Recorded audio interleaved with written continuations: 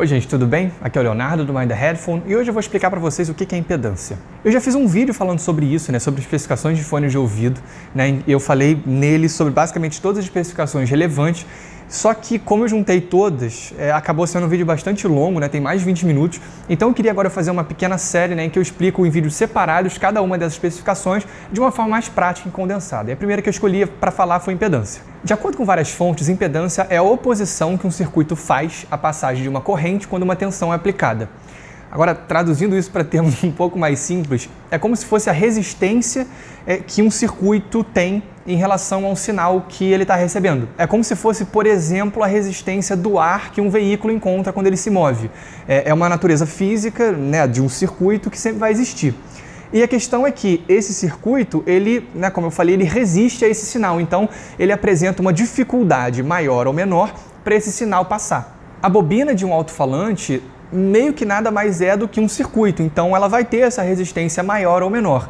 E resumidamente a impedância é isso, é o quão resistente esse circuito, a bobina, o fone, vai ser ao sinal que ele está recebendo, ao sinal de áudio da música. Ela expressa em ohms com um símbolo que pode ser ou um ômega ou um Z, e basicamente quanto maior, mais resistente é o fone, ou seja, mais difícil é de empurrar esse fone. Na prática, o que acontece é que a impedância do fone vai determinar quanto de potência o amplificador vai ter com aquele fone. Ou seja, quando você vê as especificações de amplificador, a potência ela sempre está atrelada a uma impedância, porque o amplificador ele vai fornecer uma determinada potência sempre a uma determinada impedância. É por isso que você vê, por exemplo, no amplificador que ele tem a 32 ohms, digamos, ele tem 1 watt RMS de potência. E aí a 150 ohms de impedância ele vai ter, por exemplo, 500 miliwatts de potência. Isso geralmente não é uma relação linear e você não vai encontrar a potência dos amplificadores a todas as impedâncias possíveis. Mas você vai ter aí geralmente uma abrangência, As fabricantes costumam dar alguns números para você ter uma ideia do quão potente é esse seu amplificador. No caso dos fones, o que acontece é que esse número, a impedância, vai mostrar, como eu falei, o quanto esse fone é difícil ou fácil de empurrar. Mas existem algumas observações. Primeiro, é que eu acho que essa questão muitas vezes é um pouco exagerada. 32 ohms é uma impedância muito normal, da maioria dos fones do mercado, e você encontra fones com impedâncias maiores, às vezes muito maiores do que isso. Por exemplo, um fone de 600 ohms, de 300 ohms, é um fone que vai ser um fone já mais difícil de tocar e que você provavelmente vai precisar de um amplificador dedicado. Só que existem várias situações em que as pessoas encontra, um fone de 70 ohms, por exemplo, e fala, é um fone dificílimo de empurrar, vai precisar de um amplificador, e não é bem assim. Até porque, e essa era uma outra observação que eu ia trazer aqui, a impedância sozinha não diz nada, você precisa também da sensibilidade.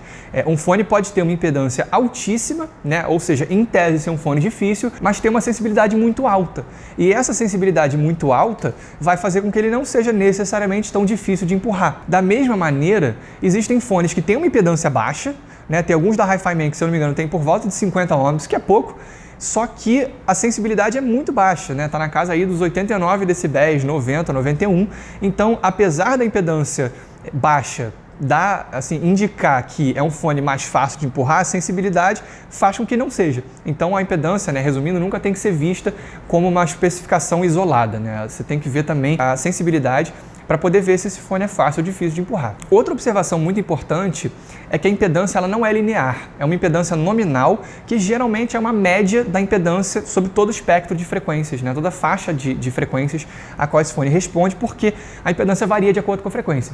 Então, você pode ter fones, por exemplo, como o Sennheiser HD600, que a impedância nominal é 300 ohms e por boa parte da extensão da resposta de frequência dele, ele tem de fato 300 ohms. Só que nos graves, eu não sei exatamente em qual frequência, essa impedância, acho que ela chega perto dos 600 ohms. Então, é um fone que, para você tirar graves bons, vai ser mais difícil, porque nessa faixa, nessa área, a impedância é muito mais alta. E uma última observação, talvez seja a mais importante de todas, é que em várias situações eu já vi, inclusive em canais especializados em tecnologia, que a impedância é um indicativo de qualidade e, gente, isso não podia estar mais longe da verdade, isso não existe.